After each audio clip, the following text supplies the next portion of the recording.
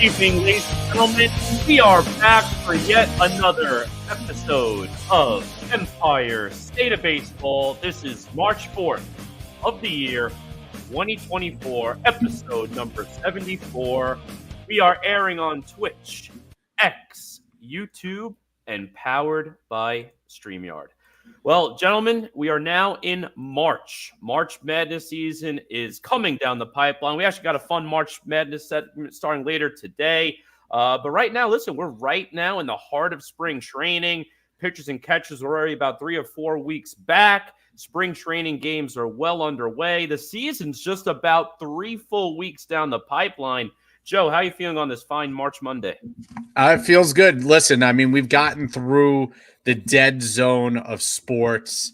We've gotten through that 4-week gap between the Super Bowl and absolutely nothing until spring training arrived. Spring training has arrived. It's in full force. The only thing I wish was there were more games on every single day. Right now, it's kind of running on an NBA schedule where it's every few days you get a game, and then every few days they're off. But we're getting baseball content. We're getting a lot of stuff. MLB just released their top 30 prospects, I think only for the East so far. It was weird, only a couple teams today. So that's kept me occupied today. That's an interesting thing. But listen, baseball's back, and that's what I want. Yep, 100%. And Tom, how you feeling on this fine Monday now?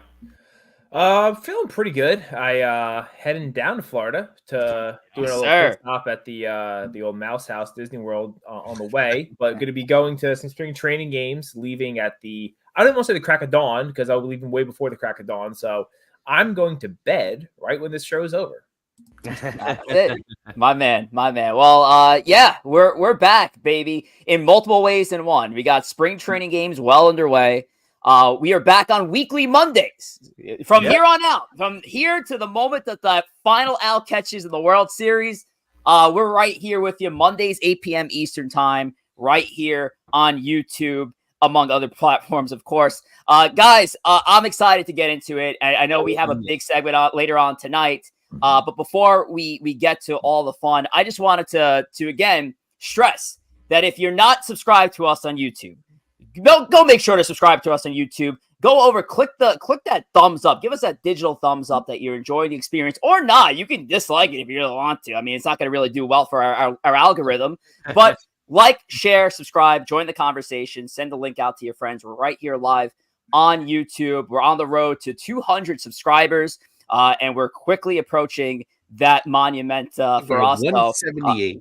We're at 178. 178. Once we're getting right there, so we want to jack the hell. Maybe we'll get to 200 by the end of the night. Let's do that. So send out that link, smash that like button, and we appreciate the support as always. And also, there was a big thing that happened for us because obviously we're on the road to these big milestones. We reached a big milestone over on X, the artist formerly known as Twitter, 3,000 followers on the platform. So thank you all to everybody here, supporters, viewers, friends, family. Thank you so much for being a great supporter for us and being along for the ride. And hopefully by this time next year, we double that number. Three years from now, we triple that number. We got lofty expectations here at Empire State of Baseball, clearly. Corey, so what are the fans' expectations for tonight's show? What's tonight's lineup card looking like? Listen, like I said before, we got a fun March Madness segment coming up. But before we get to that, we do have the Empire Express, where you get the latest on the New York Mets and the New York Yankees. Again, we're in the middle of spring training, but there has been some news since we last met about 3 weeks ago. So we'll definitely go ahead and cover that. And then we're going to jump into our first round of the ESB March Madness bracket of 2024. This year, we're going to have a very fun segment covering the best MLB jerseys in the game today. So one thing we might touch on quickly, too, in Empire Express is just the jersey mess. I mean, it has been an absolute mess with jerseys this year. But that doesn't mean we can't go ahead and rate them. So we're going to be doing head-to-head matchups tonight. We'll be starting with the first round. Now, our beloved New York Mets and New York Yankees will have a first-round bye. Again, a little bias there. But we'll be doing a first-round matchup for every team tonight. And then we'll continue that next week for the rest of the tournament. So that'll be fun. So stay along and let's enjoy the ride. But now it's time to get on the ride of the Empire Express. Chugga, chugga, chugga, chugga, chugga, chugga, chugga. All right, right into spring training 2024. And let's talk some Mets and Yanks here. We'll kick off with the New York Metropolitans. Corey Faz, what are some early takeaways of your team thus far? Obviously, we're going to get into more specifics with players, but just an overall general view of the New York Metropolitans at this point of exhibition series. Yeah, overall, I think it's okay. I think there's, in terms of the actual gameplay right now, I think things are chugging along. Some of the guys you'd hope would be healthy, like a Marte, it looks like he's actually healthy. That's great to see. We've been talking about how weak the pitching staff is, and a few guys have to break out, especially now with Senga being out. We'll get more into that in a moment here. But I like what I've seen so far. I have Tyler McGill. There's been a couple of guys who you haven't really heard much of, like a Nate Lavender. That's another kid that's standing out for some bullpen help. Nice lefty having a nice spring so far. So right now, I think things are chugging along. Outside of the Senga news, which was unfortunate, could have been worse, but was unfortunate nonetheless. Things have actually been pretty good so far for the Mets spring training. For the most part, positive vibes. But we'll see. I'm not saying that this team is going to be a playoff team. I'm not saying this team is going to be a 60-win team. They're going to be somewhere probably in the middle of that. But honestly, at this point of the spring, you just want to have fun, keep that positive momentum up. Right now, things are pretty good. And I just can't wait for baseball to start in 3 weeks officially. Yeah, and listen, the Mets have an interesting team, right? Spring training is more interesting when you have position battles, when you have a lot of young players, when you have a team that has the end of roster positions in flux. So for the Mets, that's, the fifth rotation spot, maybe even the fourth rotation spot with Senga being out. That's the third base spot. That's the end of the bench spot. That's a couple bullpen spots. Though that's when spring training is at its best. Unfortunately, most of the time that means your team's not going to be all that great going into the season if they got multiple positions in flux. But as far as the Mets storylines, they're far more compelling in Mets camp because you have 5 or 6 positions that you're looking out for, as opposed to, say, the Yankees, where the Yankees are pretty much set as a team. It's just making sure that certain players are healthy going into spring. So for the Mets, we're keeping an eye out at the third base position battle between Beatty and Vientos. We're keeping an eye on a couple of bullpen spots. I know there's a lot of talk about a guy named Nate Lavender in Mets camp so far. We're looking at that last spot in the rotation with McGill, maybe a Buto and a Lucchesi. So it's a lot more interesting, a lot more focused attention on the Mets on certain spaces. And obviously we got some players that we're keeping an eye out as well. Yeah, absolutely. Tom, I don't know if you had any Mets notes, but Who cares? You guys, have you seen Juan Soto? All he does is hit home runs. Juan Soto's a Yankee, and Juan Soto might hit 75 home runs this year if he continues this pace. It's been so awesome seeing Juan Soto crack. Shut up, Rich. It's been awesome. I don't want to be taken away from me. I want to be out there in the outfield, just chasing down balls, catching them down in Tampa. It's hitting home runs off of guys who could be packing groceries. I mean, guys in 3 weeks on the Mets this year, most likely. Just saying.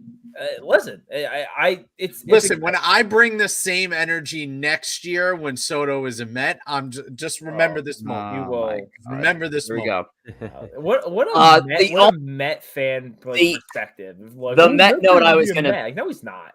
Get here. Clown. The Met note that I was going to bring up was a cut out of camp that shocked me, to say the least, for the New York Mets. Couldn't believe it. Sean Manaea's haircut. I mean, come on now.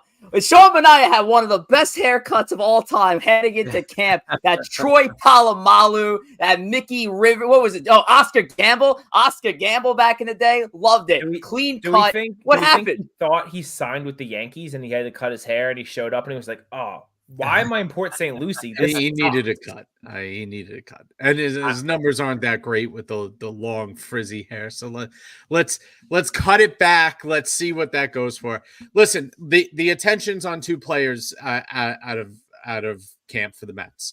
For me, Corey will talk about his player, but for me, it's Brett Baty. Brett Baty is right now the edge on the third base spot. I know Vientos has a little bit hotter of a bat at the moment.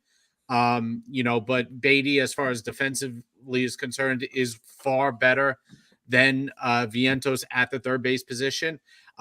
He is going to be the attention. Listen, spring training's for multiple things. For veterans, it doesn't matter. It's about staying healthy. It's about working on your game. For pitchers, it's about working on different kinds of pitches if you want to implement any new ones. Spring training, the most attention is on people coming off of injury, which it's a big key for Rich and Tom right now, and rookies and young players trying to make a name for themselves. Brett Beatty is at that point where he's a top prospect. He's supposed to be that third baseman of the future for the Mets. If he cannot perform, if he cannot lock in that spot to start and perform better than he did last year and show the Mets, hey, you don't have to go out and get a third baseman in the next few years. I got it. I'm there. That's the big news. So for me, he's a big key of the Mets season. He needs to be productive. He needs to be I want to see him I compare him a lot to Alec Bohm. I want to see him progress a little bit like Bohm has started to progress.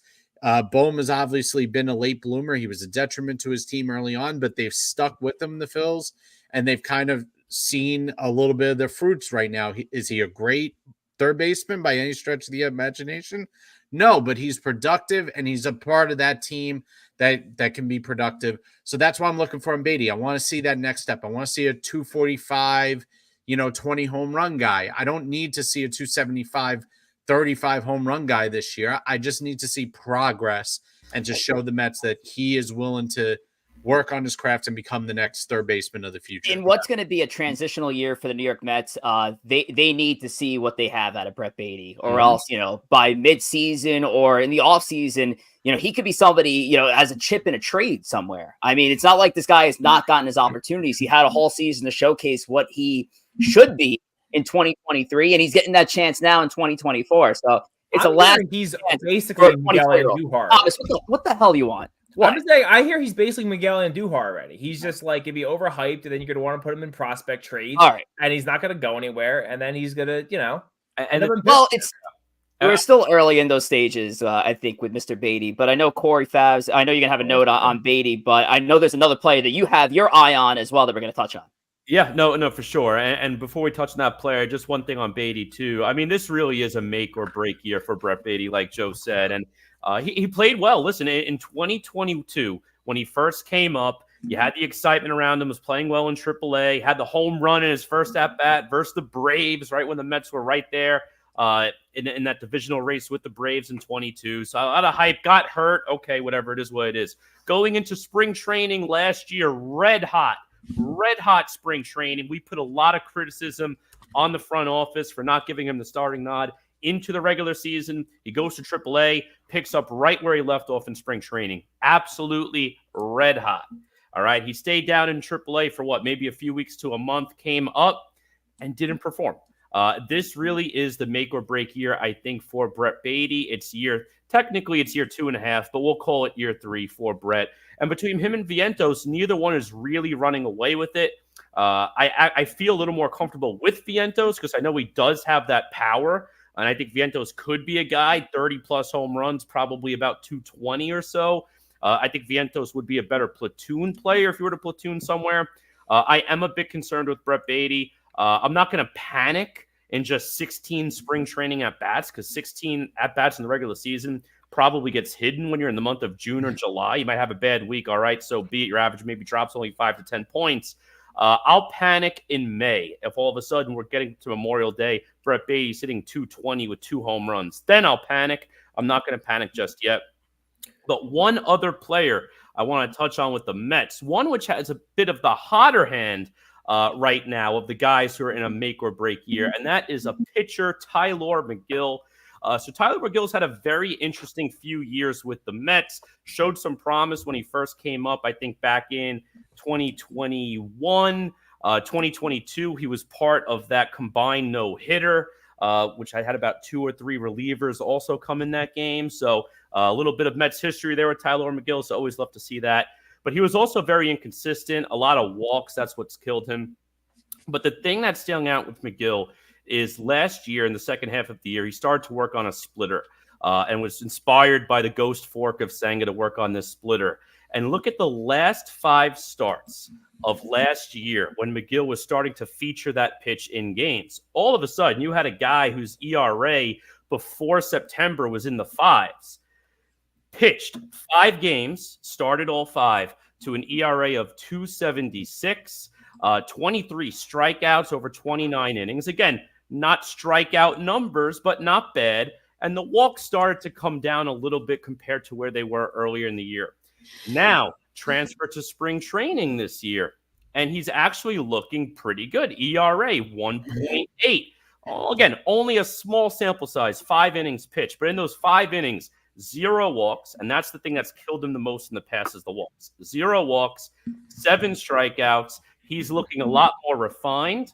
And the Mets right now, we know with the pitching staff, I hate the pitching staff, the way it's assembled. And under contract for next season in the rotation, you only have Senga going into next season. Everyone else is a free agent. Tyler McGill has 3 years of arbitration after this coming season. So if this is a guy who could step up, have an ERA around 4, maybe in the high 3s, like let's say a 3.8, if he could hit 3.8 or a 4 ERA and solidify that 5th starter spot, that would be monumental for the Mets. Again, not saying he's going to lead them to a playoff push this year, but I want him to round out, prove that he's the every 5 days 5th starter and be the guy. I got now, Corey. I have to confirm here because McGill's a great pick, and for all the reasons you sketched out. But did you choose Tyler McGill because Mama McGill is now following ESPNYM on X? I have to ask, are you trying to keep her follow on the Mets page? I think Mama McGill is following ESP because I called him out as the guy I got my eye on. So yes, love to follow Mama McGill. I'm going to be honest. I don't want to just absolutely rain on your Queen's parade, but if Tyler McGill, Tyler McGill, I apologize to the McGill and McGill family there, had a 3.8 ERA this year, that would have been the 12th best ERA in the NL last year. So I think a 3.8 ERA is a lofty goal. That's kind of wild. Wait, the 12th best would have been was a 3.80 in the NL. He would have the 3rd best in the NL. Yeah, it would have been like the 27th. My goodness. I mean, it just for starting pitchers. I removed relievers when I looked that up. It just goes to show you. I'm sure that the pitching qualifying for the ERA tiles is also weird now, but it just goes to show you how short the league is on pitching. Pitchers are getting hurt at record rates. The pitch clock's not helping, but McGill has a chance here. Listen, Quintana's a free agent next year. Severino's a free agent next year. I'm not sure if Hauser is or not. He might have one more year on control. But at the end of the day, the Mets have 4 rotation spots that are basically going to be open next year. McGill has to step up, and we have Peterson who's coming back healthy. Both of them have to step up this year and say, hey, we can be part of this rotation of the future. You don't have to go out and spend $40 million on an aging pitcher because we can anchor the middle of that rotation.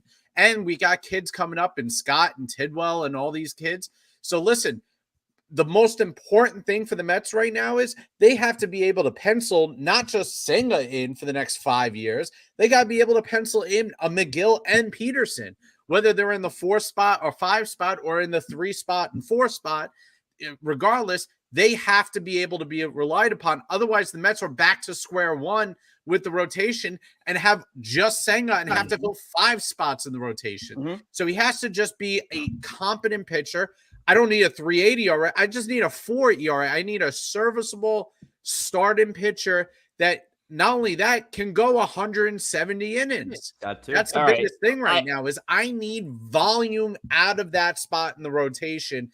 And McGill has a chance to prove that he can provide both volume and a decent amount of quality innings. And if we get that, McGill can be in the Mets' future for the next few years before we have to go out and sign another big time. Mike Parziale here on puts out McGill is a very underrated key piece for the Mets for sure to help stabilize the rotation. And actually, Tom, before we get into Yankees, I do want to shout out some members of the chat. Mike Parziale, great supporter of the chat of our show altogether.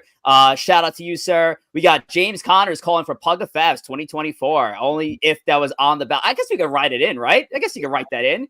The Strike Zone, NFE, what's up, bud? Nice to see you. Swift, left I left a naysayer know. Let a naysayer know. Let a naysayer know. Very complicated to read on the first try. Future, what's going on, Future?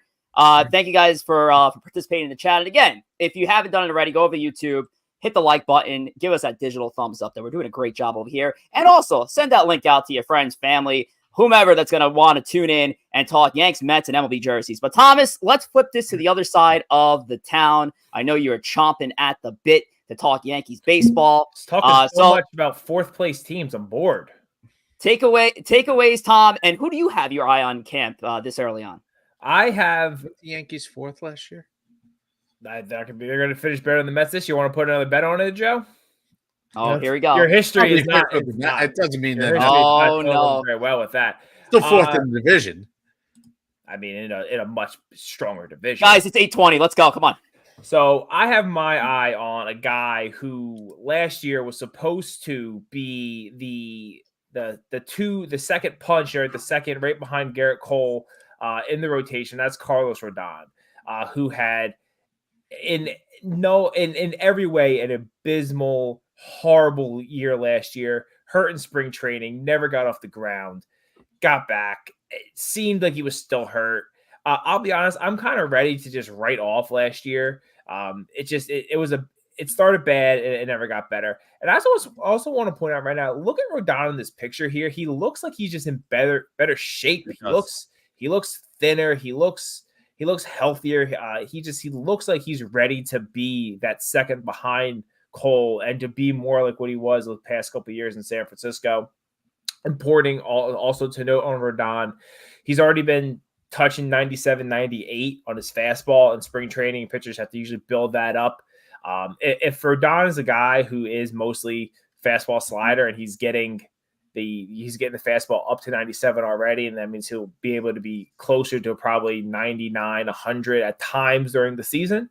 I think that's huge for this team, who also signed Stroman. If Stroman can give them what he has been able to give teams in the past couple of years, you have a very formidable 3 starters on top of your rotation, with Nestor 4th and then Clark Schmidt 5th. I think that could be a really good rotation for the year. Spring training, right? He's only had 1 game. Spring training numbers for pitchers are always weird because they tend to be working on things and not, they're not necessarily trying to get outs. They're trying to maybe really work on locating, a high fastball. If that's what Carlos Rodon is trying to do for an at bat, like that's just what he's trying to do. But you do want to see how hard is he throwing, is be able to locate. Obviously, most important is he healthy. So far, he has been. He should be scheduled to pitch, I would think, this week. It's been a little while since he's pitched. Mm-hmm. So he should be coming up. A simulated game the other day, I think. So then, yeah, he'll have that. Gave up 4 home runs to kids in low A ball. Yeah. Cool. Shout out to the 4 kids in low A ball. This Yankees team is deep with players, man. Deep with offensive players. That's what I'm talking about. That's what I'm talking about. I hear Rodon was just trying to give them meatballs to get their confidence up. Like, because Rodon's a team guy. He's such a team guy that he would be like, listen, I'm going to throw some meatballs, get these guys some homers, get them feeling good. So the Somerset Patriots, so the Hudson Valley Renegades or whatever, like they're feeling good going into the season. What a team first guy. He wouldn't fit on the Mets with that kind of attitude. Oh, boy. I agree with Hector here. Shout out to the minor league Des, and shout out to you, Morning Brew Sports. Give him a follow at Brew Crew Sports on X and at Yanks Brew on X. What's up, Corey? No, I was just going to say, I think with Rodon this year, too, coming into the season, with or without him, whether or not he performs well, poor, doesn't pitch at all, I do think the Yankees are a playoff team. But if you get Rodon anything close to what you signed him for last year, I think that's really going to be what helps make the difference for the Yankees in the playoffs, because you need a guy that you can count on when you're going against another team's number 2 starter. There's going to be days where, just because of how the playoff games line up, where Cole might not be going against the ace. You have another pitcher going against the other team's ace. So if Rodon could be anything close, not saying he has to be a Cy Young Award winner, but if he could be anything close to what you hope to sign him for, I mean, that's what I think is going to make or break the Yankees in terms of a deep World Series run. On paper, I think they're a playoff team regardless, but you always want pitching in the playoffs. So I have my eye on him as well this year. Yeah, I mean, Rodon is the biggest linchpin for the Yankees this year. There's no doubt in my mind. They've improved the offense. They needed to improve the offense. Now the rotation last year fell apart while the offense was struggling. and that was just the double whammy for the Yankees. I'd be scared as a Yankee fan to have to rely on Rodon. He has a Could you respect him enough by pronouncing his last name correctly? It's offensive the way you're saying Rodon. To be honest, I'm still not fully confident if it's Rodon or Rodon. Anyway, he's been called so many different. I'd be scared. Joe's ready to call him like Crab Rangoon over here. Like, what are we doing, Joe? Like, he's ready to professional. Crab Rangoon. this guy has not had a history of staying healthy almost at all in his entire career. He's got about 2 seasons where he stayed healthy, and even the end of one of those seasons, which was one of his good seasons, he got hurt. I'd be very, very nervous for him. The Yankees need him to be the guy that they signed to be that number 2 behind Cole. I don't know if he has it in him or not. I think time's obviously going to tell, and you're going to get a good season out of him. The question is when, and that is a long contract, and it's getting longer by the day. There is quite literally nobody getting shorter on the Yankees. And Rich is going to tell us of another player he's looking at right now that's similarly coming off an injury, not to spoil anything. I'd be much more scared and much more nervous about what I'm going to get out of Rodon than that candidate. But this is a guy who needs to be on his game from day one, because if he's not, the Boo Birds are coming out early for him. Yeah, but Joe, let's face it. I think anything is going to be better than what you see on the left side there in that 2023 regular season. Even most projections, any projection in baseball has him having a better year, because if he does exactly what he did or worse, yes, not only the Boo Birds will be out, but you're going to have people that's going to want his head and Cashman's head on a silver pike. But a 4.5 ERA is not acceptable from him. I mean, he has to pitch 170 innings and give you a 3.5 ERA. A 4.5 ERA in 170 innings isn't enough for him. He might not. He also might not be that guy in year 2, Joe. This might be just say, hey, let's just see him. Let's just see him on the mound to do his thing. Yankees, you're paying. It could be a huge problem, but yes, you have pieces that should follow up at the same time. I understand there's a huge risk when 3/5 of your rotation miss chunks of 2023 in Rodon, Stroman, and Cortez. Huge risk. That's why still there are Yankee fans clamoring for Blake Snell. At this point, you have to run with it. You paid the guy to be your 1A to Cole, and you paid him to not only be the 1A to Rodon to Cole. You also know when he is on, and between 2021 and 2022, he was one of the top 10 pitchers in all of baseball, just based on numbers alone. This is what you paid for. He's supposed to be the best option you have. Better than what you would get out of Blake Snell. Better than what you get out of Jordan Montgomery. And I'll even go to say, better than what you can get out of Yoshinobu Yamamoto. That's how good he was for 2 years. That's the guy he needs to be. And I don't know, Joe, if he's going to be that guy in 2024. He might be that guy that works his way up to that guy in 2025. That's not going to be acceptable to Yankee fans. Yankee fans are not going to accept he's working up. No, 100%. Working himself back to 2025. That's not, and especially when the Yankees are in, this is all in mode. This team could look extremely different next year. This is all in mode. They're not going to accept a 4.5 ERA this year. And then next year, if they don't have Soto and Torres, all of a sudden he turns it back on. That's not going to be acceptable. The pressure is on for him. He's got to start day one hot and prove that he is that guy that they signed. Otherwise, he's going to have the pressure is going to mount on him. I have to get to my next player here because we still have a tournament to get to. So I'm gonna go and talk about Anthony Rizzo. Anthony Rizzo is my player of focus for this spring training. And listen, so far so good. You look at the numbers on the right: 444 batting average, a 1.948 OPS, 2 homers that he hit the other day. I think that he collected all his RBIs, or maybe at least 6 of 7 of those RBIs in that game the other day that was televised. Listen, this is a big cog in the Yankees lineup and could be a key piece for this order to function fully. And yes, obviously, a ton of the offense is going to come from the 2 and 3 spot in Soto and Judge. But Anthony Rizzo being that next guy down is important. And we need this guy to be there on the field with us. And listen, last year sucked. It was an unfortunate injury for him, freak injury at that, colliding with Tatis's leg. And he was not the same player. And so far, it's looking good for him. He looks like the same player he was to start off the 2023 season, which he was on pace for a career year. I mean, that's how good Anthony Rizzo was playing in those first couple of months before the injury. So having him healthy and a part of this lineup in a big way is key for the Yankees lineup to be more fluid than just a top-heavy batting order. Having him, Gleyber Torres on a contract here, Verdugo, this is going to be a more fluid lineup. And yes, we can shit on the pitching. We can give the pitching a lot of crap right now and worry as Yankee fans knowing that, hey, two of these guys can get knocked out at any time, and your pitching woes are back already. But the offense right now, as it's aligned, it's one of the most scary lineups in baseball when these guys are healthy. And Rizzo's going to be a key piece of it, and that's going to be my player of focus for the remainder of spring training. I did have one more note that I was going to get to. Screw it. We'll get to it anyway. I want to talk about the guy who's still one of the main free agents who's still available right now. The guy that, to me, on March the 4th of 2024, is unacceptable that he is still a free agent in baseball, but this is how much the game has changed. Blake Snell. I do want to talk about Mr. Snell and just kind of go around the room real quick. We don't have to really touch on this crazy, but quick thoughts on this whole situation with Blake Snell among the remaining free agents. Corey Faz, go for it. Yeah, no, I will say I think baseball, the finances of baseball are broken because you have 4, 5, 6 teams who are spending all the money. Then you have 4, 5, 6 teams who refuse to spend anything at all.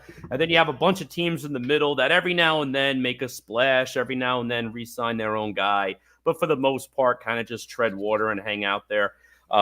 It's strange. And I don't know what to do about the baseball situation with the offseason. It's the most boring offseason in all of sports. Every other sport has a fun offseason that you're looking forward to. Baseball is such a slow grind. Everyone complains how long the season is. Well, the offseason feels even longer because it takes weeks to months until a move is actually made. And then you have the qualifying offers, which makes teams a little leery. Taking away international pool money, making teams a little leery. I don't want to get too much into the luxury tax because you've seen teams like the Mets, like the Yankees this year, like the Dodgers. They don't really care. If you're a wealthy enough owner, you'll spend the money if you legitimately think you have a shot to win. So I'm not as worried about the luxury tax per se. But there's a lot of rules that restrict teams from making moves. And the reason why they implemented it was to make it more balanced and give some fairness to the low market teams. Well, guess what happened? You took away a little bit of that power from the big market teams, and the low market teams are still doing low market things. So who did it hurt? It didn't hurt the teams, it hurt the players. So the high-end players now paying that price. I do think Snell signs within the week. I could see it probably being with the Angels. There's talks of the Phillies now. But I do think Snell signs by this time next week. Let's throw it over to you, Joe. Yeah, I don't necessarily think this is a baseball finance issue. I do think that is part of it. You have teams like the Pirates and Tigers and stuff that are spending nothing at the moment. At the end of the day, this is a Scott Boras issue. Scott Boras has the top 3 free agents still available. It's him, Jordan Montgomery, JD Martinez. All these guys should be on teams right now. The problem, Scott Boras is by far the best agent out there for the superstar. The problem is these guys are not superstars, and Boras is trying to sell them as superstar players. Now, granted, Snell's got 2 Cy Youngs, but he's a flawed player that pitches less than 5 innings over the last 5 years. That is not a guy that the teams are going to spend $175 million on. So now we've come to the point where no team is going to offer that. Now Boras is trying to save face and come up with a middle ground. At the end of the day, I think Corey's right. He's probably going to go to the Angels or the Giants or somewhere on the West Coast. That's why I personally think I don't see the Mets or Yankees getting involved at this point, especially with the draft pick that they got to give up. And the Yankees got a ton of contracts in their rotation as is. So for me, this is a Scott Boras trying to get superstar money for a player that's not necessarily a superstar. Is he a good player? Is he a useful player? Yes, but at the end of the day, he's a flawed player, and the analytics that have been brought into baseball no longer have teams spend superstar money on flawed players. That's just the bottom line. Piggyback on that, I really think it's more of a Blake Snell issue. I think what Joe was saying, he's won 2 Cy Youngs, but he pitches a style that is not, I don't think, as attractive to all the teams who want to spend that kind of money on a starting pitcher. He's so unique in that way where he doesn't throw a lot of innings. He walks a ton of guys, basically tries to strike out everyone. And I do think that worries some teams. Ultimately, I think he'll end up signing a deal like Bellinger did, like Correa did a couple years ago, give him opt-outs and let him retest the market. Probably at this point, maybe even just waiting for one of these major teams to have a major pitching injury. If someone in the Dodgers or a Yankee or, go down the line gets hurt, Boras could get him to sign that type of Bellinger deal, a bunch of money this year, let him opt out next year and hit their market again. This is what my issue is with the state of baseball. Back in 2021, Robbie Ray was the American League Cy Young Award winner entering contract season. He was awarded the Cy Young Award in November and signed his contract with Seattle that same month. The fact that the reigning Cy Young Award winner in baseball has not signed on March 4th, and yet the biggest contract ever issued to a pitcher was done in December for a guy who didn't even step on the baseball field. Where have we gone wrong with Major League Baseball and free agency? And I understand a lot of that blame is on Scott Boras. But at the same time, guys, can you blame Blake Snell for holding out on something bigger and better?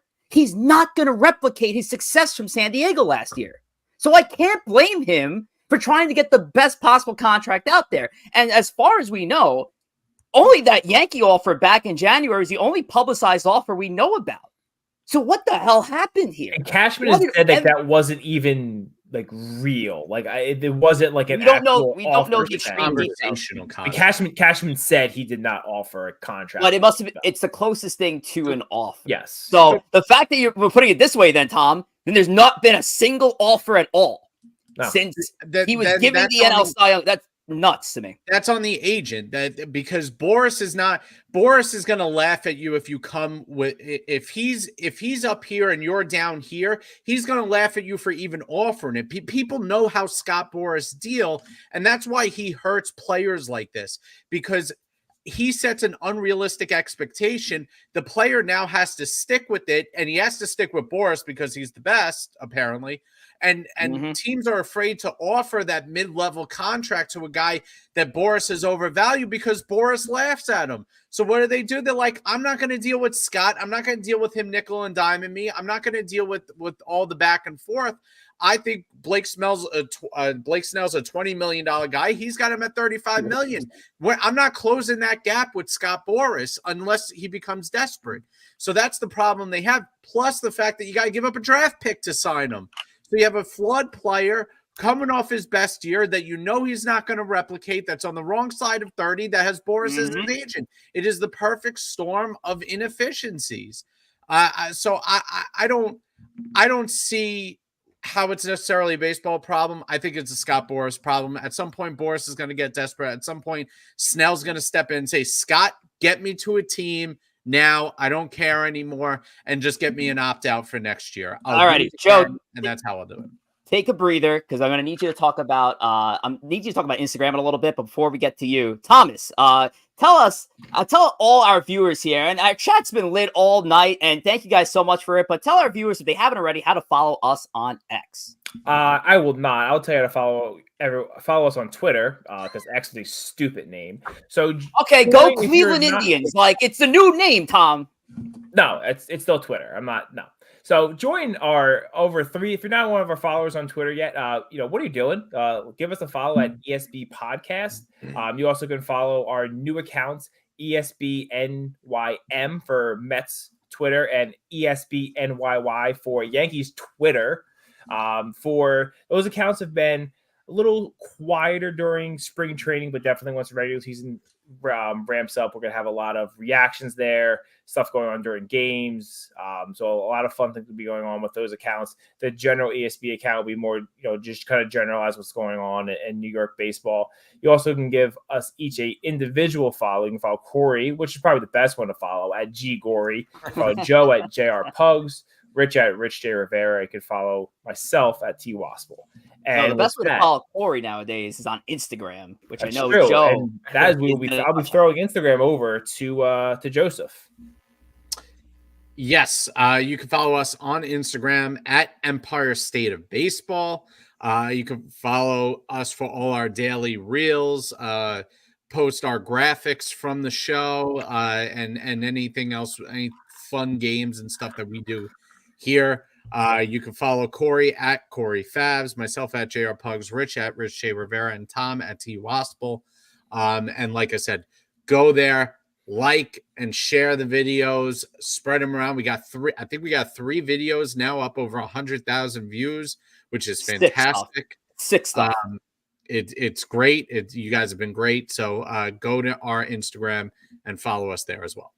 And again, I'll keep doing it every single time we talk about Instagram. Shout out to Corey Favs. I mean, he's the mastermind behind a lot of those memes that you've seen lately. Dude, I got to tell you, even though he doesn't carry a lot of favor with a lot of folks, Alex Jones one was absolutely hysterical. When I saw it at first, I didn't even think it was us. I just scrolled at work and I saw it. I was like, that's hilarious. And then it looks, Empire State of Baseball. That's Corey. Holy crap.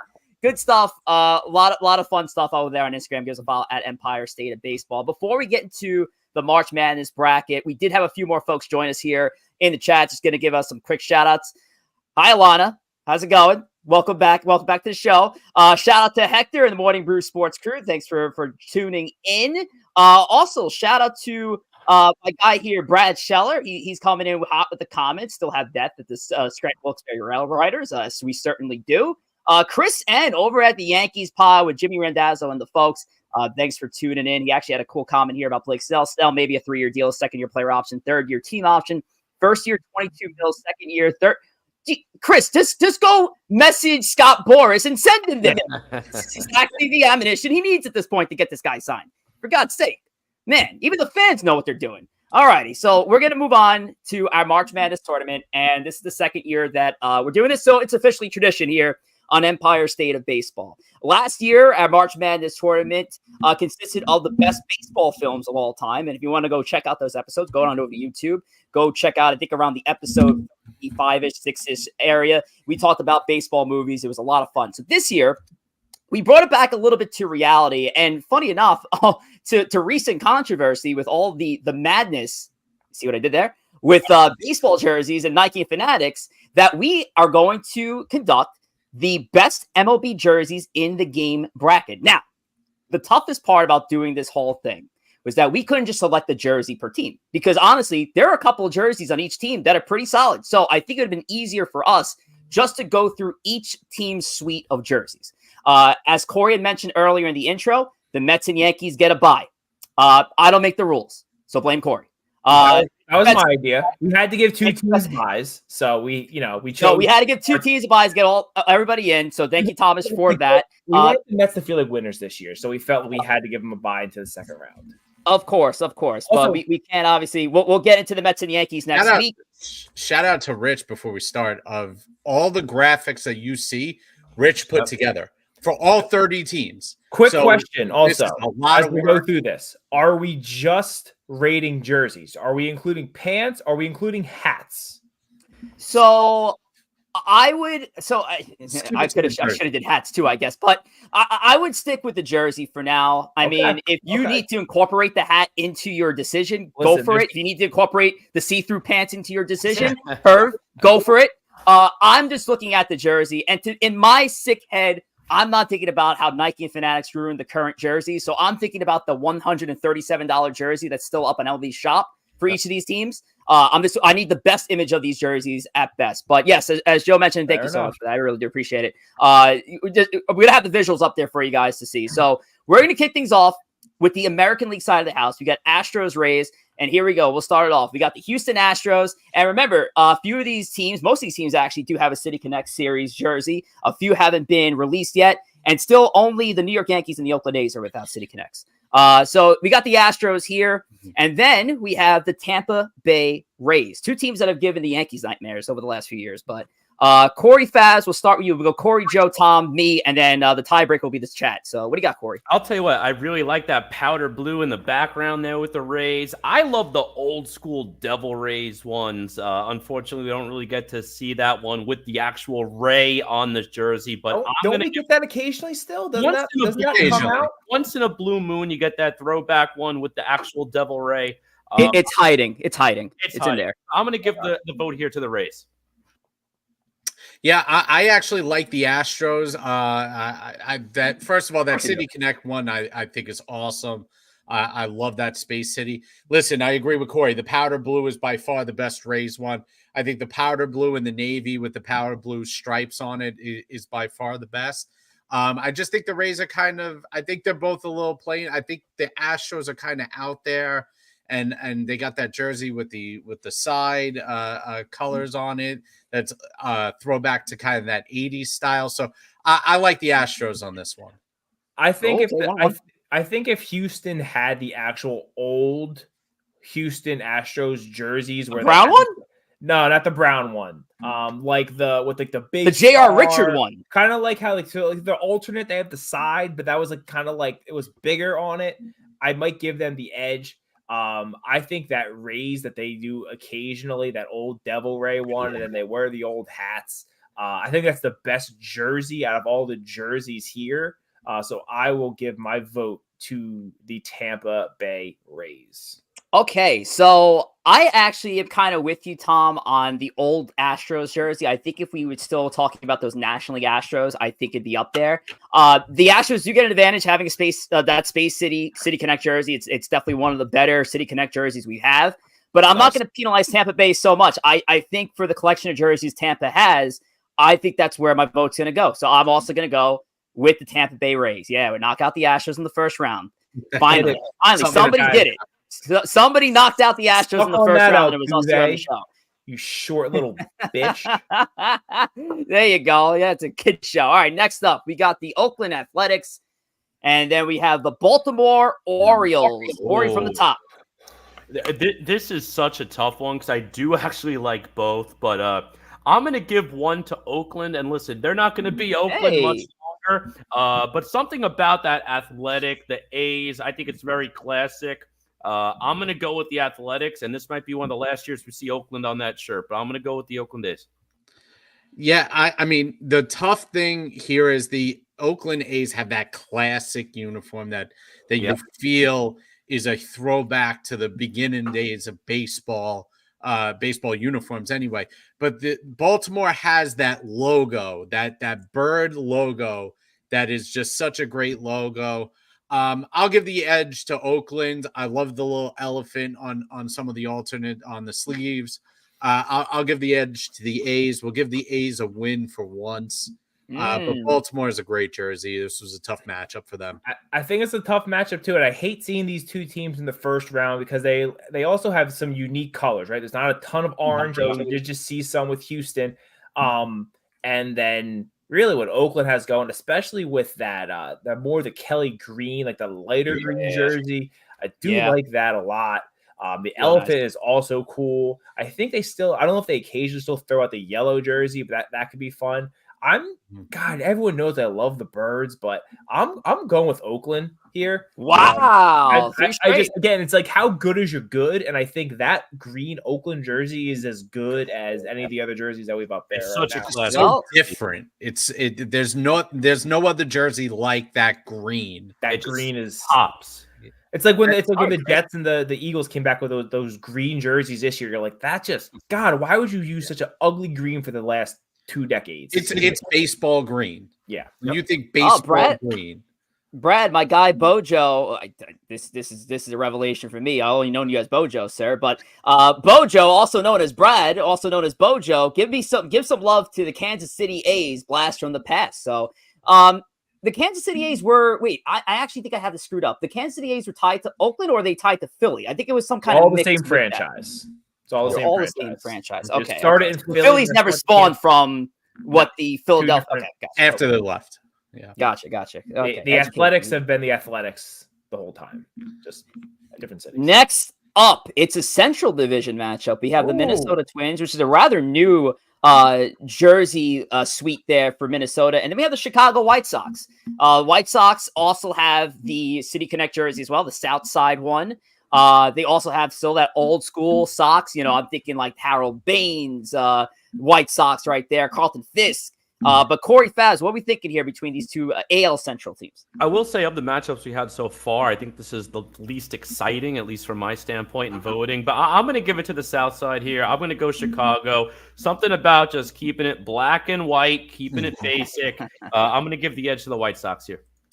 Yeah, I agree with Corey. Those black uniforms, that back one with those black uniforms with the big white socks on it, like that is a classic jersey. I think the Twins have never been able to really figure out their jerseys where you got something that you said, man, that's exactly what the Minnesota Twins should be. They're kind of basic, and I'd like to see more enthusiasm, more different, more trim on their jerseys, just something to get a little bit more excited. I know Minnesota's not that excited, but I gotta go with the White Sox here. I'm gonna go the other way here. I am gonna go with Minnesota. We're gonna see some trends with my voting as we go on here. Some things that we're gonna see now and things we'll see later. I'm a sucker for a cream jersey, and that cream Twin Cities jersey, Keep it clean, Thomas. The cream jersey it does it for me. It's such a cool look. It makes it look old, but it's still but with like new design at the Twin Cities. I think that's pretty cool. That new road uniform has like the pinstripes, kind of like how they used to do it back in the in the late 90s, early 2000s. So I do like that. I'm going to give some love to the Twins here. I just don't understand how a AL Central team is supposed to win a playoff matchup. I didn't think they were allowed to do that, but we'll kick it to Rich for the potential tiebreaker, or if we'll go to So like I mentioned before, if there is a tiebreak scenario, we will throw it to the chat and we'll get the general popular vote between the two jerseys, but we are not going to throw it to the chat. I'm going to go with the White Sox. I love the White Sox induction of the retro jersey into their mix. There's not a lot of teams you'll see here on the board over the next few minutes that don't have a retro jersey there. We just talked about Tampa having theirs. The White Sox are one, and I'm a sucker for having those throwback jerseys as an alternate. They do have that nice City Connect jersey, even though it's basically the inverse of the White Sox jersey with Southside going across the front. And Tom, to your pleasure and enjoyment, there are going to be plenty of creamy jerseys on the rest of this draft. Hold your cream. Good creamy jersey. Hold your cream. All right, so we're going to move on to the next portion of this, and we have another AL Central team, the Detroit Tigers. All boring, only home and a gray. Not the only team to have this mix. Not the only team that has this mix in the American League. And then we have the Angels. And the Angels with that creamy City Connect jersey. They have the pale white, the red. What do we got going on? I already think I know where Tom is voting, but Corey, what do you got? Listen, I'm going with the Angels here. They may not put out a consistent winner on the field, but I always love their jerseys. I love the colors. I'm going with the Angels. Yeah, I mean that white Detroit jersey with that D is such a classic. But when you talk about low effort, the Detroit away jersey is the definition of low effort. Now the Angels are low effort because they just use angels across every single line with the halo. But I love that halo look. I love that solid red jersey with the gray stripes. Like that's a great jersey. I wish they wear that more often. So I'll go with the Angels in this matchup just because half of Detroit's portfolio is just as low effort as you can get. That's what I'm saying, Chris. We're talking about cream. We're talking about D's. Like this is going to be a TV 14 rating by the time this show's over. Here's the deal here, guys. We got 6 jerseys that we're voting on here, and 5 of them are absolute garbage jerseys, and then you got one creamy boy that is looking mighty fine. The Angels, honestly, it's a travesty the Angels are even getting to the second round because the rest of the jerseys are so low effort and so bad. But that the cream, the Angels that going like that 70s vibe, that had those cool like surf pictures. I know when they came out with them. It's a good look. I didn't get the City Connect for the Angels because I don't know. Were they connecting to heaven? Like, was that the City Connect that they were trying to go for there? It was like 70s surfer. They should have done that. Southern California. Lazy job. It is nice. Yeah, because it wouldn't have been controversial at all to have, like God on your jersey. That would have been a real good There's literally a movie, Angels in the Outfield. It's literally. I'm right there with him. Should have connected more to a crucifix Donald Glover. Named after Put the Jesus patch from Jay and Silent Bob on the sleeve. Going like Quick Blake Snell note. It's a useless Blake Snell note. But Phillies reportedly have not seriously discussed Blake Snell, according to false reports. That doesn't make sense with the two pitchers at the top. Anyway. All right. Well, anyway, Zach Wheeler extended for them. So next matchup here, we got the Toronto Blue Jays, another pale blue in the mix there, and then we got the Cleveland Guardians, another recent Jersey team name reframe. I have a whole rant on the Guardians thing, and not for the reasons you think, but Corey Fabs, go for it. What do you got, Toronto or Cleveland? That'd be our first sweep. Yeah, I'm actually going with the Blue Jays here. I like the powder blues. I like the solid blue. The white one's all right too. I mean, if we're going back to the late '90s, and again, not for any racist reasons, but you get the Chief Wahoo, you get that classic Indians jersey, then it might be a different conversation. But it's the same jersey as these jerseys. It's just that Indians. I agree. It doesn't have the mascot on the side. It's boring now. It feels like it's boring. Very boring. Basic. Listen, I get it. I get why they changed the name and all that stuff. Regardless, but those wild thing Indians, Major League Indians jerseys were the best. Yeah, this one, you know what I love about this matchup? The powder blues, baby. Oh yes, of course, the powder blues. Blue, those powder baby blues, man. I love that jersey. That's a Blue Jays win for me. I think those win. It's definitely the Blue Jays. Cleveland really dropped the ball by going with Guardians. The Cleveland Spiders was out there, which would have been fun. It could have been. Oh, cool. I'm with you. You could have done something interesting. Could have had a cool mascot. Yeah. You could have done some many better ways to stuff to do with Spider-Man spiders. And then they just, I know there's the bridge and like whatever. I don't care. Could have done the Guardian jerseys. There is an opportunity for them to completely rebrand, completely go with different colors here, and they just copy exactly. There's so many red, white, and blue teams already. Exactly. Like you could have done something different, but they just they're all solid colors. It's the same jersey, just in a different. It's awful. It's awful. Get that off my screen. Get off my screen. Shout out to the Blue Jays for winning, and shout out to Josh Donaldson. Great career, great Yankee retiring today. All right, next we have. No one pimped a single like Josh Donaldson. The Texas Rangers. Again, more New Jerseys, another pale blue, another City Connect in the mix, and the Seattle Mariners. This is a heavyweight fight. There's a barn burner. It's a heavyweight fight. The first creamy boy to go down. I'll tell you what, it's a heavyweight fight, and I'm a little bit with Joe there with the powder blues, but I tell you what, I'm going Seattle. I'm going hard Seattle Mariners on this one. Seattle's done a great job keeping basically the same look for the last 2 decades and just making it look sharp. You know what I'm saying? They got that teal color that's unique. Yeah. Listen, I love that Rangers white jersey, that with the Texas flag, and like that screams Texas. And it's a great jersey. It's a tough matchup. But if you go back to Seattle, that white Seattle jersey is fantastic. And I love that one on the back, which is that navy blue with the gray lettering with the teal outline. That screams to me Ken Griffey Jr. That's why I'm going Seattle. Yeah, I don't like the white Seattle jersey that much, but yeah, the teal one, the blue, and then the Pilots. Again, it's a unique color scheme for baseball. It's not in Seattle, even with the teal, it is still pretty unique for baseball. I do like what Texas has going on. I know a lot of people gave them some flack for the City Connect jersey, but they actually are a team that seems like they tried with the City Connect. There was a lot of history with the logo in there, with former teams in the area, and I think that's what City Connect really should be for. God, I hate to vote against a creamy boy, but I don't like the other Ranger jerseys, and I think the powder blue here is a little overdone. So I'm going to go with Seattle. It's the worst of the powder blue. Yeah. I would agree. I go with Seattle. Chris N, again, shout out to the Yankees pod. Give him a follow. I hate the City Connect for Seattle, but they win in a close battle. Chris is a big fan of the old school Mariners jersey. Well, just the Mariners jerseys in general, because they really haven't changed, as Joe mentioned before. This is a jersey basically Griffey was wearing when he was an active player in the game. All right. So cutoffs have been dope, but they got rid of cutoffs. Oh well, that's a whole other topic for another time. We'd love to see the cutoffs make a comeback here in MLB. All right, we got Kansas City as our wrapping up the American League. We got the Kansas City Royals and the Boston Red Sox. Corey Fabs, what we got?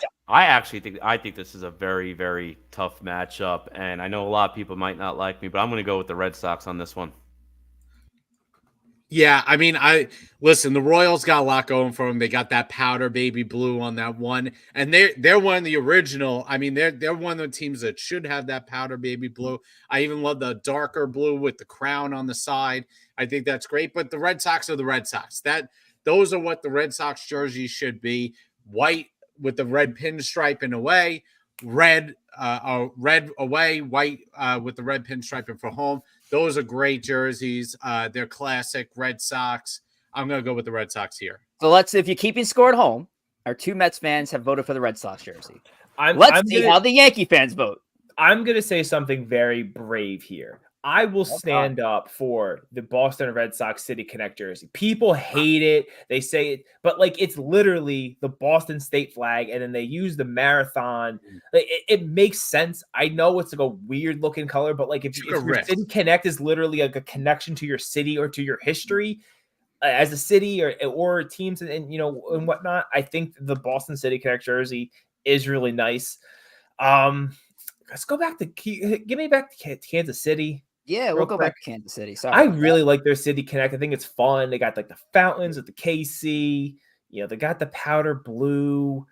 Oh, is that what that's supposed to be? Yes, the fountains. That's supposed to be the fountains? Oh, that's pretty dope. I didn't even realize that. They need some barbecue, some Kansas City barbecue on here. Yeah. Oh, man. I'm going to say Royals, and I'm just going to, because I want to put the pressure on Rich, and then if it has to go to the fan vote, I want to put it to the fan vote, but I want to keep it interesting with the Royals. You know what?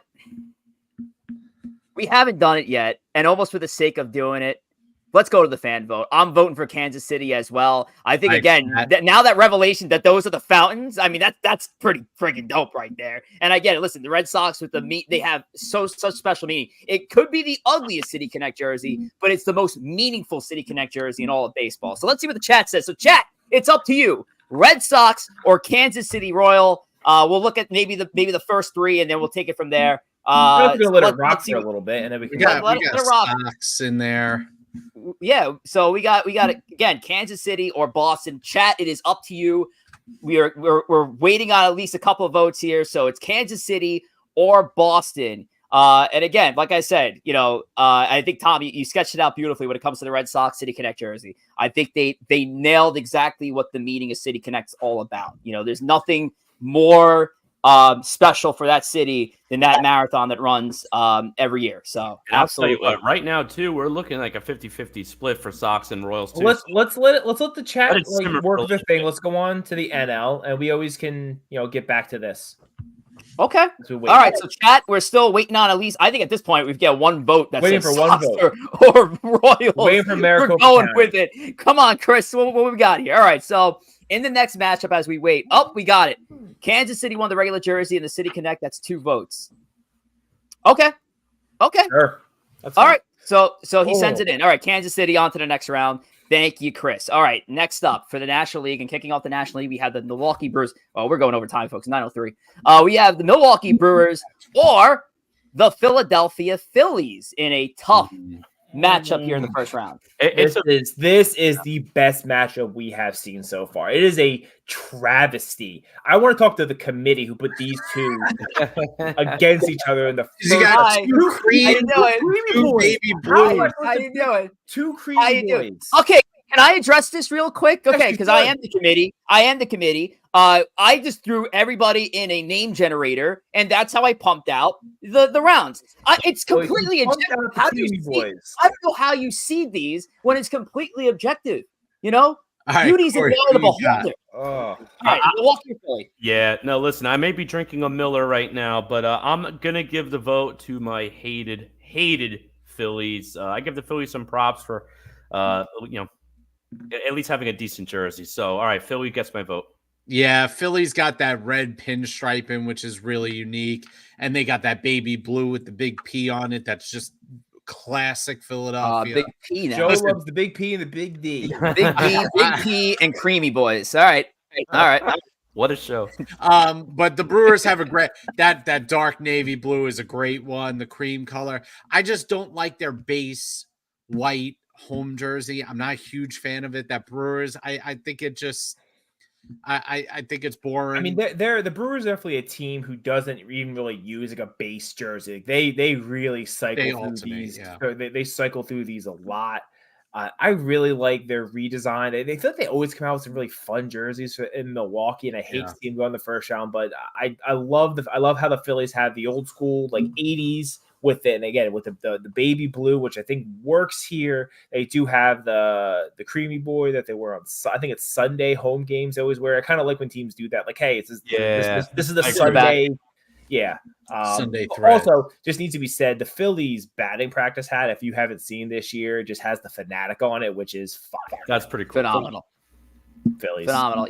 So, all right. So the Phillies are moving on. And yeah, that was a tough one. You had two teams there, Tom. You had a pale blue and a creamy boy each side. Both teams had it. That's a tough creamy one. Boy going home in the first round. That's a tough one. Tough one for the creamy boys. Tough one for the big P's too. But the big P's move on. All right. So now we have P's move on. It's good for the big P's. There's a big P. It's bad for the big D. It's just tough hearing Joe say it on the air when there's probably children watching. So we have the Atlanta Braves, another hated NL East division rival of the Mets, or the Cincinnati Reds. Oh boy, this is such a tough one too. How is this tough? I actually think I like both. I'm gonna give the edge to the Braves though too. I just like that white with the Braves, and they have the darker blue. I'm gonna go with Atlanta here. I hate the team, but I'm gonna go with the Braves. Yeah, I think I'm going to go with the Braves. Listen, I love that white Cincinnati uniform, but the other uniforms, again, are low effort. That I kind of like what they tried to go for the City Connect, but it almost looks like an Arizona City Connect. Yes. You know what I mean? We're going to get to the Serpientes. If you go back to the Braves, listen, that Braves with the tomahawk, with the way they have those pins with those stripes. Yeah, stop saying pinstripe. It's then the City Connect was an A+. I know it says the A on it, but that was an A+. It's vintage. It's throwback to those Hank Aaron Braves, but while still kind of incorporating that modern look. I love that. So I got the Braves here as well. My guy Bojo, how about the cutoff Reds? Man, that was a throwback. The cutoffs would have been. They got rid of. I think like Major League Baseball's kind of got rid of those. So I have another rule that goes with. It's not with the Creamy Boys, but it's a rule. If anyone's a UniWatch follower out there from Twitter and everything, Joe is BS, black for black's sake, and the jersey is the worst. If you don't have black, I know the Reds have like kind of like a black outline of their logo. Black is not part of your color. Black, your jersey should not be black. And we'll get to it once we get to the Mets, the next round. The City Connect jersey is terrible for the Reds. One, because it's low effort, just says Cincy. And then they just said, hey, let's just make a black jersey. It's a bad look. The white jersey is nice. That red jersey might be the worst jersey. Yeah, I'm right there with you. We were just talking about the Red Sox probably having the most meaningful City Connect jersey. The Reds might have the least meaningful City Connect jersey. It's lazy. It looks like pajamas to me. So I'm going Atlanta as well. Joe mentioned it beautifully with the throwback to the Hank Aaron Braves. But we move on to the next part. But that's a nitpick. It is what it is. All right, next up. The San Diego Padres, which have been through a lot of jersey changes over our lifetime, even as a baseball fan. How many times they changed their color schemes and all. And speaking of the devil, the Miami Marlins have done the same exact thing as well. So two franchises have no idea what their jersey is going to look like the next season. Corey Faz, what do you got? I've actually always been a fan of the Padres and getting some of that military color in there. And that really should be the only team sporting the military color. You have the whole Navy base right there in San Diego. It matches their color scheme too. So I'm going to go with the Padres. Yeah, I mean, the problem with the Padres is I either love half their jerseys or despise half their jerseys. I love the camo. I love the Friar Tuck jerseys. I hate the City Connect jersey. I don't even want to talk about that one. Whereas Miami, I love the City Connect jersey. I actually think that should be a permanent jersey in rotation for Miami. I think the Miami ones are just cleaner. I even like the throwback Marlins jersey for some strange reason. Oh, that's a with great the jersey. teal. And that Dontrell Willis is a terrible memory for the Yankees in 03, Yeah. but that I'd jersey- love to see the Miami City Connects, which throwbacks to the Cuban leagues and all that stuff, be a permanent fixture in that rotation. you got the But cool I'm hat gonna too give it with to the that, Marlins. with the crown on it. Yeah. This is tough. I think it is tough. I think again, City Connected. It's kind of like it's a bit lazy with San Diego, but like the colors again, like the '70s, skating, surfing, like it does fit San Diego. It's kind of weird to have like the Friar Tuck in the color scheme. I'm gonna go with Miami. I love that the throwback, the City Connected, cool. It's cool. It's unique.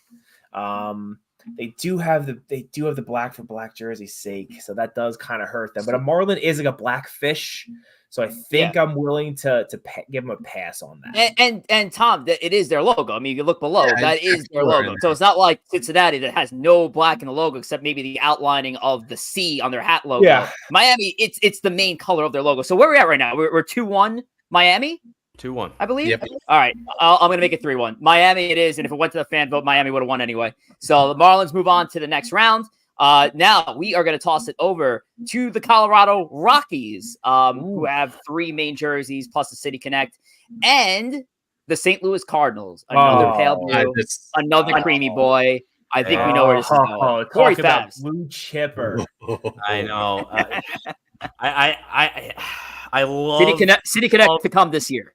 Yeah, I love those Cardinals uniforms, but I tell you what, I love the Rockies purple. I'm going with the Rockies. No, come on. This guy loves his purple jerseys. I love the purple. I think the purple's cool. But the Cardinals, spoiler alert, I think the Cardinals have the best jerseys in baseball. Period. Woo! I mean, that with the birds, that is the most classic baseball blue chipper look, and they have never changed it. The powder blues were the OG powder blues. They were sporting powder blues back in the 50s and 40s. That is St. Louis. And they got the cream jerseys in the background. Listen, I credit Colorado for being different. I even like the City Connect jerseys. I know a lot of people, but the grays and the whites are just low effort. I love the purple. I love the City Connect, but the rest is garbage. The Cardinals are across the board. Hit. To me, this Rockies feels like if we're going to March Madness, Colorado is that mid-major who gives a team a real scare in the first round. But at the end of the day, I love it. What the Cardinals have going on, that I will agree with Joe. The cream St. Louis jersey is the best jersey in baseball. It might be the best jersey in professional sports. I love that jersey. The way the font of the cardinal bird, it's great. It's the Cardinals. So I'm going to push the Cardinals as well, and I'm also going to make a note to push the cream jersey to the front for the next graphic next week. The cream jersey is going to come to the front. The cream rises to the top. The cream rises to the top. Oh, Macho Man. Oh, yeah. I think I'm going to replace the white base with the creamy top on that one. Nice creamy boy for St. Louis Cardinals. Yeah. All right. Next, we're going to move on to the Los Angeles Dodgers. Classic mix there with the City Connect, or the Pittsburgh Pirates that have a few black and yellow options, making Wiz Khalifa's jersey collection look sick in the closet. But Corey Fabs, what do we got here? I Dodgers would vote Pirates. for the Pirates 20 times if I could. Pittsburgh Pirates. Listen, I mean, if there was anyone who can pull off the look of just team name, white jersey, it's the Dodgers. That's their look. That's their patented look that every team in the country wants to do that jersey. The Dodgers are the only ones who can pull that jersey off, and it looks fantastic each way. Listen, I really, really like the Pittsburgh jerseys. I really like the Pittsburgh City Connect jersey. If it had steel, I don't like the PGH. I don't know why. I would have preferred like Steel City or something. Yeah, Steel City, or even just Pittsburgh. It would have been better. Yeah. This is so close. Pirates are very underrated, but when you're going up against the classic, the cleanest jersey maybe in professional sports as far as cleanliness, it's got to be for me the Los Angeles Dodgers. I'm going to be honest. If I could vote for neither of these, I would. I think Pittsburgh, what they got going on. The City Connect is bad. It's the PGH. Like, what are we doing? Like, just like, it's a horrible effort. I like the yellow. The black jerseys, again, they don't get penalized because it is part of their logo. And the Dodgers are classic. The Dodgers City Connect stinks. Yeah, man. I'm gonna give it to Pittsburgh. I'm gonna give it to Pittsburgh. I think the yellow makes them a little different.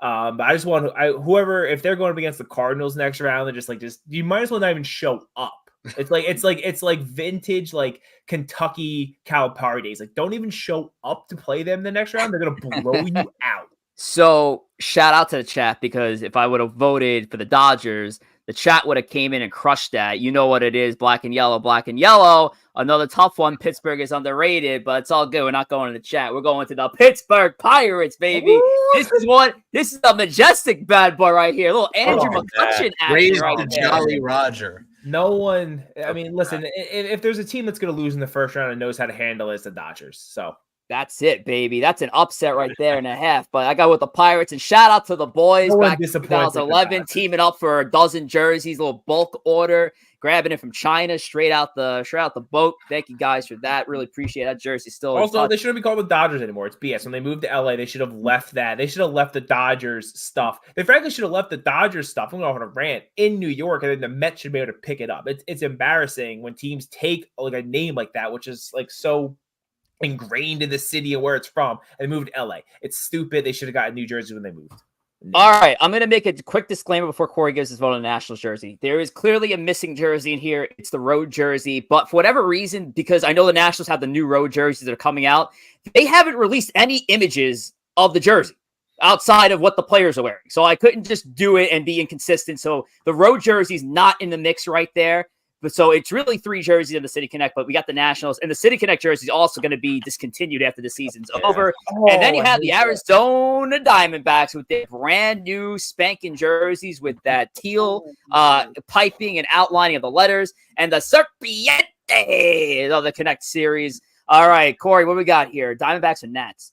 See, now with the Diamondbacks, I mean, gray and red, I mean, it's one of my favorite color combinations, but the Diamondbacks changed jerseys more than Jamie Moyer changed teams. I mean, it seems like every season they have a new jersey scheme. They had 1 year where they had like 8 jerseys that they introduced at once. And just because of that, also, I give credit. I love the cherry blossoms. I think that might be my favorite of the City Connects. So for those 2 reasons alone, the Washington cherry blossom jersey, that's a perfect way to connect to the city with the March cherry blossoms down there. And the fact that Arizona could not stick to a single scheme for more than two series in a row, I'm going to go with the Washington Nationals. Yeah, I mean, I genuinely, for the most part, like most of the jerseys that the Diamondbacks release. The problem is the jerseys change every year. I don't have consistency in what, like, I really like that red. I like the red with the teal. I think it works for them. I like the Diamondback logo. I even like the City Connect jersey. It's nice. Old West, vibes to it. But I think the Nationals have a very classic looking jersey. And I think you're right. The cherry blossoms, I would have liked to see DC or something on there. But I think the cherry blossoms are fantastic. I think that connects and vibes with the city. I think the Nationals just look like what they should be. They look like old uniforms for the Minutemen. Right. You know what I mean? So, like, I'll go with the Nationals. I give the Diamondbacks credit. I give Diamondbacks the credit. A lot of teams. Wow. Listen, here's Jack, ready. The Washington, the cherry blossom jersey, I agree. That might be the best, the coolest, one of the coolest. I don't know why they're discontinuing it. I love it. Crazy. I don't know. Yeah. But their regular jerseys are absolutely abhorrent. Low energy, just low everything. The Diamondbacks and I also want to just mention as the president of the Creamy Boy Society, their jersey, their Serpientes or Serpentines, whatever jersey, it's not cream, it's like a desert color. So they're not the Creamy Boy adjacent. They're not actual Creamy Boys. But I Wait, think the Diamond, front one's not a creamy boy. it's front- like the desert. It's different. It's a Listen, desert. I can explain to you Sand. later. It's not. It's the sand. It's the Sand. desert. Stand. It's not the same thing. No, It is I'm not awesome. the Serpientes, the normal Arizona one with the piping, the one to the left of it. Isn't that not a creamy boy? I don't know. Actually, now looking at it, it has a little, but it's like not full. Listen, it's the Diamondbacks anyway. I think the Diamondbacks do some fun stuff. I like them putting the You're gonna be like, I'm teal with freaking the natives in colorblind. there. I know. I see what you're saying, and it actually might be. And I will say, it makes it even better. I do think in terms of City Connects, this might be the 1 and 2 matchup in terms of the City Connects. You know, like you might cool, be, fun you might be jerseys, right yeah. there. Yeah. Tom, what was the vote? You got Diamondbacks? Arizona, yeah. I'm going Arizona as well. So we're going to the chat. And as of right now, it looks like it's Arizona because Chris with the Diamondback poll here saying the Serpientes is one of the best City Connects so far. Never seen it. And he gave it the vote there. I guess are we chill with that? So far, I've seen it. I would say. We want to count down 5, 4, 3.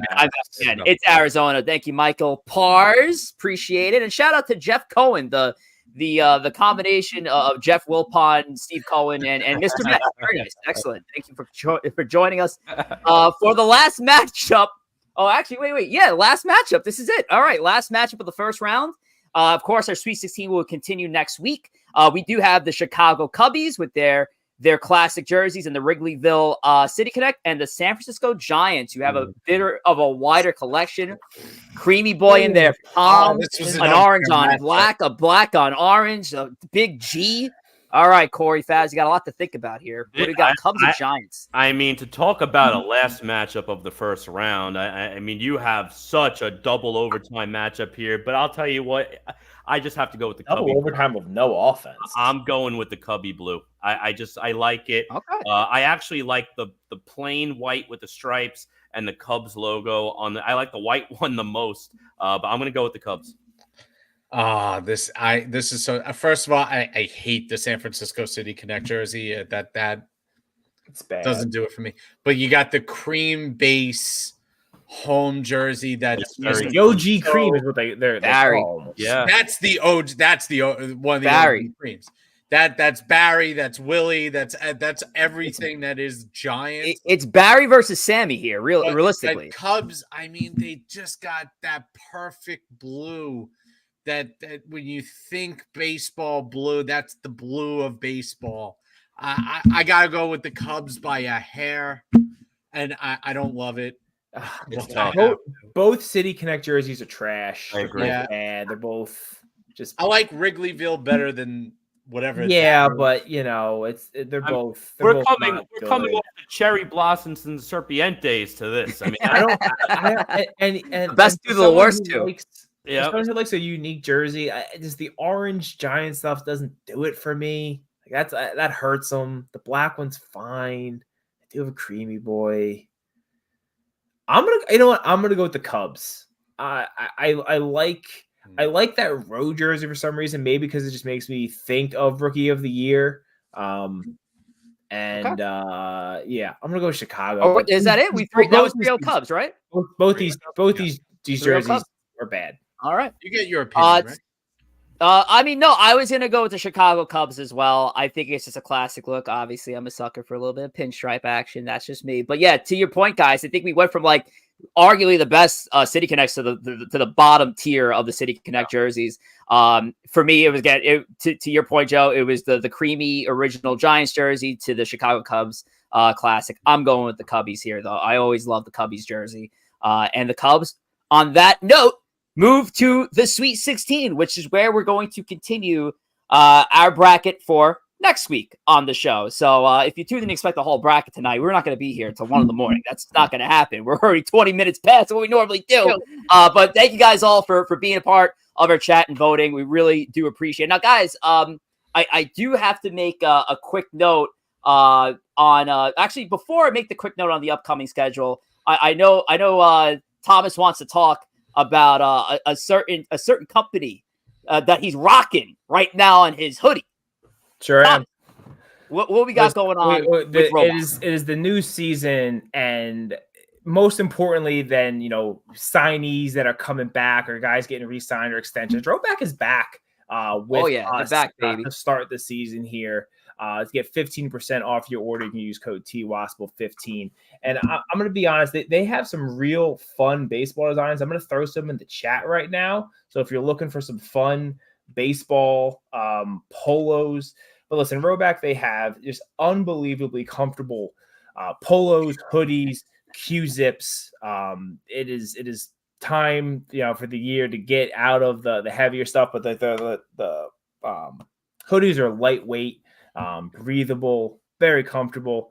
Head over to rhoback.com. You could use promo code TWASPL15 as long as you're using a fresh email with them to get 15% off your order. They also should soon have their Azalea collection coming down. Can't use the M word because of licensing reasons, but they will start coming out with their first golf major of the year that has a lot of beautiful azaleas. I'll use it anyway. And so, yeah, that's probably coming out in the next couple weeks, I would imagine. Rhoback.com, promo code TWASPL15, 15%. Really, really comfortable stuff, and glad that we're teaming up with Rhoback again for the 2024 season. So great to do some more business with Rhoback. 50% off your next order. And as Tom suggested, just keep creating emails. Just keep creating new emails, and then just fire out that code. Don't tell them that I said that, but I'm not telling that you said that. No, I did tell that you said that. I didn't. Tom said it. Blame Tom. Nope. It was Tom. It was Tom the whole time. All right. Well, let's. I just want to run through a few of the things we got coming up for our upcoming schedule of Empire State of Baseball real quickly.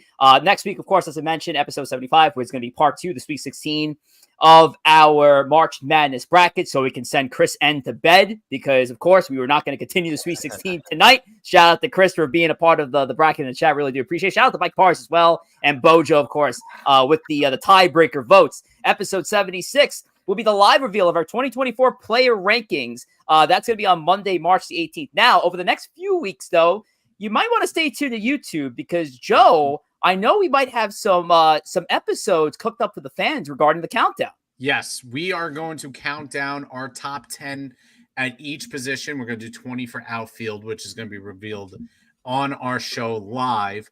But we are going to, if you head to YouTube and you subscribe to YouTube, you are going to get our exclusive top 10 at each position videos. You can see it there. They're going to be a lot shorter than a full-length episode, hopefully 20 minutes long. We're going to discuss and rank the top 10 players that we think at each position, and we'll reveal the final list of outfielders on our show live at the end.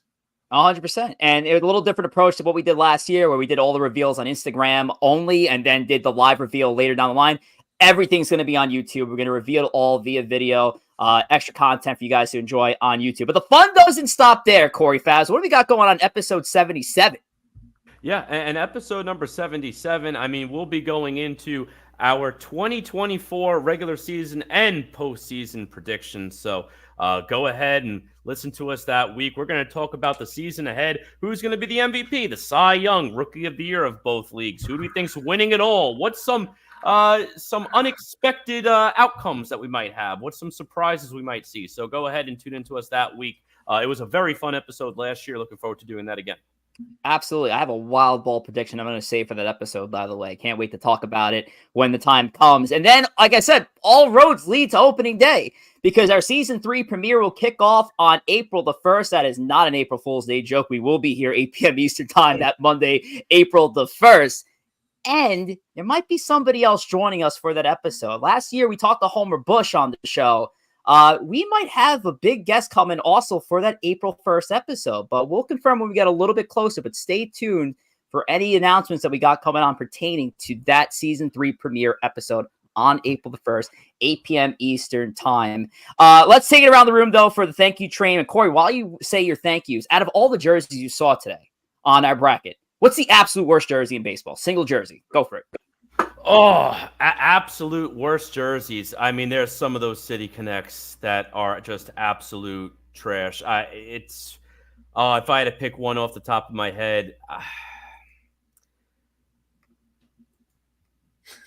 you know what? I might actually go with the Road Detroit. The Road Gray Detroit was just so boring. Classic too. Wow.